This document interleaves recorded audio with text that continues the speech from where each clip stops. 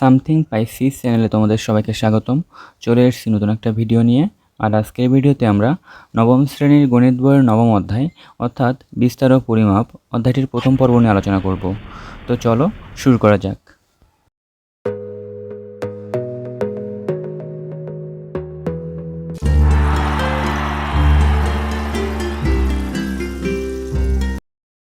আজকের এই পর্বের আলোচনায় আমরা বিস্তার ও পরিমাপ অধ্যায়টির প্রথম যে টপিকটা আছে অর্থাৎ গড়, মধ্যক এবং পরিসর, এই তিনটা টপিক নিয়ে আমরা আলোচনা করব।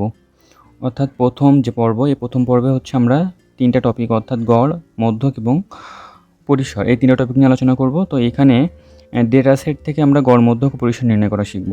এখানে বইয়ে একটি উদাহরণ দেওয়া আছে যে ধরো প্রতিযোগিতায় 10টি ম্যাচ, তোমাদের স্কুলের দুজন ব্যাটসম্যান এ ও বি এর করা রান ও ফাইনাল ম্যাচের নিবেশন সারণী নিম্নরূপ। তো এখানে হচ্ছে ব্যাটসম্যান এ এবং ব্যাটসম্যান বি এর 10 দিনের রান দেওয়া আছে। তো আমরা ব্যাটসম্যান এ কে ধরলাম। বাংলাদেশ টিমের লিটন দাস এবং তার সারনেমটা বাদ দিয়ে শুধুমাত্র লিটন লেখা হয়েছে। তো এইখানে হচ্ছে লিটন দাসের যে 10 দিনের রান, সেই 10 দিনের রান যদি আমরা এখানে লিখি, তো পরিসংখ্যানের ভাষায় সেই 10 দিনের রানকে বলা হবে তথ্য। তো পরিসংখ্যানে হচ্ছে তথ্য ছাড়া কখনো পরিসংখ্যান বা স্ট্যাটিস্টিক্স হয় না। তো এখানে আমরা লিটনের 10 দিনের রান লিখছি। এখানে সে প্রথম দিন 30 রান, দ্বিতীয় দিন 30 রান এবং তৃতীয় দিন 91 রান, চতুর্থ দিন সে 0 রান করছে। এভাবে 64, 42, 80, তারপরে হচ্ছে 5 রানও করছে সে, তারপরে 117 এবং 71। এই হচ্ছে তার 10 দিনের প্রত্যেকটা দিনের রান। তো এই যে প্রত্যেকটা দিনের রান, এগুলো হচ্ছে লিটন দাসের থেকে পাওয়া তথ্য বা তার প্রত্যেক দিনের যে রান করছে সেই তথ্যটাই। এখন যদি আমরা বাংলাদেশ টিমের অন্য একজন অন্যতম প্লেয়ার সাকিব আল হাসানের কথা চিন্তা করি এবং তার সারনেমটা বাদ দিয়ে শুধু মেইন নামটা অর্থাৎ সাকিব যদি লিখি, তো তার 10 দিনের প্রতিদিনের রান যদি আমরা সংগ্রহ করি, তাহলে তার প্রথম দিনের রান ছিল 53 রান, তার দ্বিতীয় দিন 46, তৃতীয় দিন 48, চতুর্থ দিন 50, এভাবে 53, 53, 58, 60, 57 এবং 52। এই হচ্ছে তার 10 দিনের যে প্রত্যেক দিনের রান, সে প্রত্যেকটা দিনের রানের তথ্য হচ্ছে এই। এখন এই যে তথ্যগুলো আমরা সংগ্রহ করলাম, এই তথ্যগুলো ব্যবহার করে হচ্ছে আমরা গড় নির্ণয় করব। প্রথমত গড় নির্ণয় করব, তারপরে মধ্যক নির্ণয় করব এবং শেষে আমরা পরিসর নির্ণয় করা শিখব। এবং পরিসর থেকে কিভাবে আমাদের বাংলাদেশ টিমে যদি এই দুইজন প্লেয়ারকে যে কোনো প্লেয়ারের মধ্য থেকে যে কোনো একজনকে রাখতে হয়, তাহলে কাকে বাদ দেওয়া উচিত বা কাকে দলে রাখা উচিত, এটা আমরা পরিসর নির্ণয়ের মাধ্যমে নির্ণয় করতে পারবো। তো এখানে যদি লিটনের রানের গড় আমরা নির্ণয় করি, আমরা গড় নির্ণয়ের সূত্র জানি যে গড় নির্ণয় করতে হলে আমাকে টোটাল যে তথ্যগুলো আমরা সংগ্রহ করছি, সে প্রত্যেকটা তথ্যের যোগফল ভাগ হচ্ছে মোট তথ্যের সংখ্যা, কয়টা তথ্য বা কয় দিনের তথ্য বা তথ্যের সংখ্যা, এটা দিয়ে ভাগ করলে হচ্ছে আমরা গড় পেয়ে যাই। তো আমরা যদি লিটনের রানের গড় নির্ণয় করি, তো গড় নির্ণয় করার ক্ষেত্রে লিটনের যে 10 দিনের রান আছে, সে প্রত্যেকটা রান আমাদের যোগ করতে হবে প্রথমত, তাহলে আমরা একটা যোগফল পাবো। তাহলে আমরা এই যে 10 দিনের রান, এই 10 দিনের রান হচ্ছে আমরা প্রথমত যোগ করব এবং যোগ করার পরে আমরা সেই তথ্যের সংখ্যা অর্থাৎ মোট কয় দিনের তথ্য, 10 দিনের তথ্য, তো সেটা দিয়ে আমাদের ভাগ করতে হবে। তাহলে এই টোটাল রানকে যদি আমরা মোট তথ্যের সংখ্যা দিয়ে ভাগ করি, তাহলে হচ্ছে আমরা গড় পেয়ে যাব। তো এখানে আসবে হচ্ছে 530, অর্থাৎ 10 দিনের রান যোগ করলে লিটনের মোট রান হবে হচ্ছে 530 এবং 10 দিনের রান যেহেতু বা 10টা তথ্য, তার জন্য 10 দিয়ে ভাগ করলে 53 আসে। তাহলে লিটনের রানের গড় হচ্ছে 53। এখন আমরা একইভাবে যদি সাকিবের গড় রান বের করি, তাহলে তার একইভাবে 10 দিনের তার যে টোটাল রান ছিল সেটা প্রথমত বের করতে হবে। অর্থাৎ 10 দিনের রান, প্রত্যেকটা দিনের রান যোগ করলে আমরা 10 দিনের রান পেয়ে যাব। সেই টোটাল রানকে আমরা ভাগ করব হচ্ছে মোট তথ্যের সংখ্যা দিয়ে, অর্থাৎ কত দিনের রান বা তথ্যের সংখ্যা কয়টা সেটা দিয়ে ভাগ করব। তো এখানে 53, 46, 48, 50, 53 এভাবে যদি 10 দিনের রান যোগ করা হয়, তাহলে তার টোটাল রান আসে। এখানে তার টোটাল রান যদি আমরা ক্যালকুলেটরে প্রেস করি যোগ আকারে, তাহলে হচ্ছে 10 দিনে তার টোটাল রান হবে 530।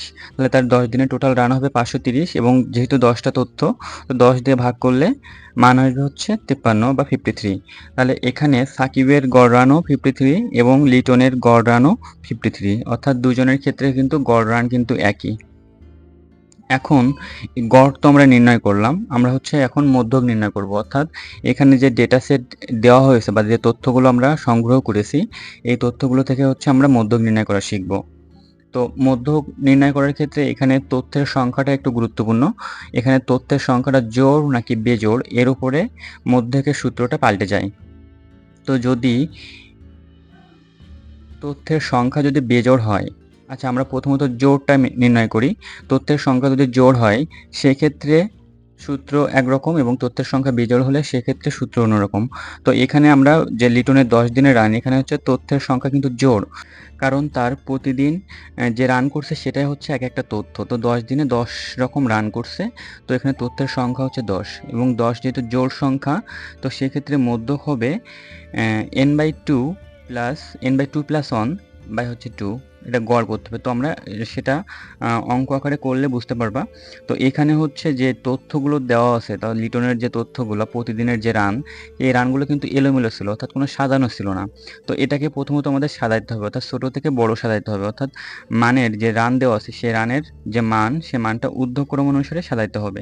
তো সাজানোর পরে এখানে আমরা দেখলাম যে তার সর্বনিম্ন রান ছিল 0, তারপরে সে বেশি রান করছে 5, তারপরে 30 এভাবে 42 64 71 80 91 117 এভাবে যে রানটা করছে সেই রানটা আমরা মানের ঊর্ধ্বক্রম অনুসারে বা তোমার হচ্ছে ছোট থেকে বড় সাজালাম।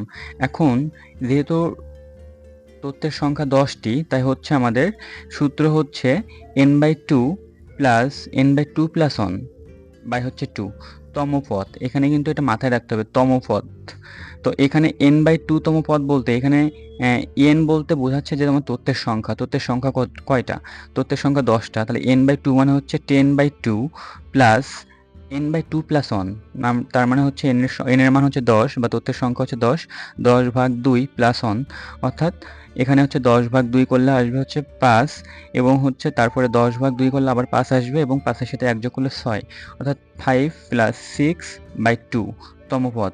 তো এখানে 5তম পদ যোগ হচ্ছে 6তম পদ, তো এখানে 5তম পদ হচ্ছে 42 এবং 6তম পদ 64। তাহলে 42 আর 64 যোগ করলে হবে হচ্ছে 106 ভাগ হচ্ছে 2, অর্থাৎ 53। অর্থাৎ এই 53 হবে হচ্ছে মধ্যক, এই 53 হবে হচ্ছে লিটনের রানের মধ্যক। এখানেও কিন্তু বলতে গেলে একটা গড় নির্ণয় করা হয়েছে, 42 প্লাস 64 এটা হচ্ছে আমার 5তম পদ এবং 6তম পদের যোগফল ভাগ হচ্ছে 2। তো এখানে মোটামুটি একটা গড় নির্ণয় করা হয়েছে এবং এই জোড় সংখ্যা হলে, অর্থাৎ তথ্যের সংখ্যা যদি জোড় সংখ্যা হয় তাহলে এভাবে হচ্ছে আমাদের গড় নির্ণয়ের মাধ্যমে হচ্ছে, অর্থাৎ মাঝখানে যে দুইটা পদ সেই দুইটা পদের যোগফল করে সেটাকে 2 দিয়ে ভাগ করে যে মানটা আসবে সেটা হচ্ছে মধ্যক হবে। তো এখানে n জোড় হলে আমরা এই সূত্রটা ব্যবহার করতে পারবো। এখন যদি তথ্যের সংখ্যা যদি বেজোড় হয়, অর্থাৎ এখানে যে লাস্টে 117 ছিল, আমরা যদি এই মানটা বাদ দিয়ে দিই তাহলে হচ্ছে এখন 10টা তথ্যের থেকে 9টা তথ্য হয়ে যাবে, অর্থাৎ একটা তথ্য কমে গিয়েছে। তো সেই ক্ষেত্রে n এর মান হচ্ছে 9 হবে, অর্থাৎ 9 একটা বেজোড় সংখ্যা, অর্থাৎ n এর মান যদি বেজোড় হয় তাহলে সেই ক্ষেত্রে মধ্যক নির্ণয়ের সূত্র হচ্ছে n প্লাস 1/2 তম পদ। তো এখানে n এর মান 9 প্লাস 1 10/2, অর্থাৎ 10/2 মানে হচ্ছে 5, তাহলে 5তম পদ হবে হচ্ছে আমার মধ্যক। তো এখানে 5তম পদ হচ্ছে 42, তাহলে 42 হবে হচ্ছে আমার মধ্যক। তাহলে এখানে বেজোড় সংখ্যার ক্ষেত্রে বা যদি তথ্যের সংখ্যা যদি বেজোড় হয় তাহলে সেই ক্ষেত্রে আমার মধ্যক নির্ণয়টা একটু সহজ এবং জোড় হলে একটু বলতে গেলে হালকা একটু জটিল আছে। তো এই হচ্ছে আমার মধ্যক নির্ণয়ের দুইটা উপায়, একটা হচ্ছে জোড় সংখ্যা, অন্যটি হচ্ছে বিজোড় সংখ্যা, অর্থাৎ তথ্যের সংখ্যা জোড় এবং বিজোড়ের ক্ষেত্রে এভাবে হচ্ছে আমাদের মধ্যক নির্ণয় করতে হবে।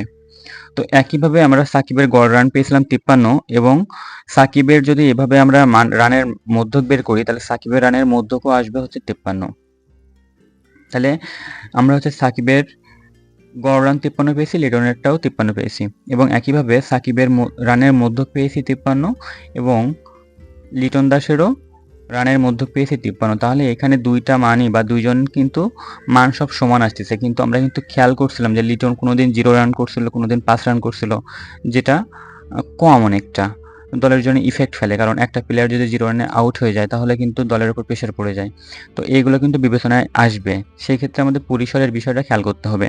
তো এখন যদি আমরা লিটনের রানের পরিসর খেয়াল করি, তাহলে পরিসর নির্ণয়ের সূত্র হচ্ছে, আমার পরিসর নির্ণয় করতে গেলে সর্বোচ্চ রান এবং সর্বনিম্ন রান এই দুইটা রান বিয়োগ করতে হয়। বিয়োগ করে হচ্ছে তার সাথে এক যোগ করলে যে মানটা আমরা পাবো সেটা হচ্ছে পরিসর। অর্থাৎ পরিসর নির্ণয়ের সূত্র হচ্ছে সর্বোচ্চ সংখ্যা মাইনাস হচ্ছে সর্বনিম্ন সংখ্যা যোগ হচ্ছে 1। তো এখানে লিটনের সর্বোচ্চ রান ছিল 117 এবং সর্বনিম্ন রান ছিল হচ্ছে 0, কারণ সে একদিন 0 রানে আউট হয়েছিল। তার সাথে একযোগ করলে তার পরিসর আসবে হচ্ছে 118, অর্থাৎ লিটনের রানের পরিসর হচ্ছে 118।